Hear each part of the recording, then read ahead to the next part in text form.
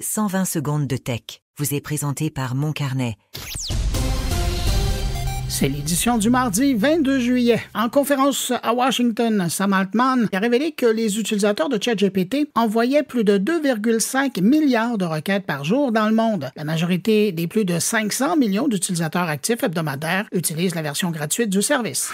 Google a officiellement dévoilé le design du Pixel 10 Pro avant sa présentation complète prévue le 20 août. Le nouveau téléphone conserve les lignes du Pixel 9. La version Pro se distingue par un capteur de température sous le flash. Le modèle de base intégrerait un téléobjectif aux côtés d'un grand angle de 48 mégapixels et d'un ultra grand angle de 12 mégapixels. Le réseau social X refuse de transmettre son algorithme à la justice française qui enquête sur une possible manipulation de ses recommandations après son rachat. L'enquête vise aussi des soupçons de ciblage publicitaire interdit. X dénonce une enquête politique et rejette toute coopération.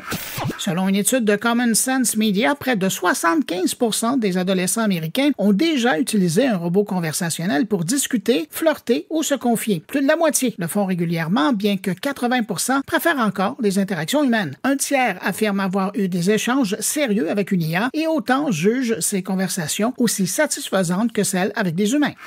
Au Canada, Cogeco amorce le déploiement de son service mobile au Québec et en Ontario. Réservé aux clients de son Internet résidentiel, 12 villes, dont Trois-Rivières, Saint-Sauveur et Chatham, seront desservies cet été avant un lancement complet cet automne. Cogeco vise les utilisateurs à faible ou moyenne consommation de données. L'entreprise a déjà lancé un service semblable aux États-Unis via sa marque BreezeLine.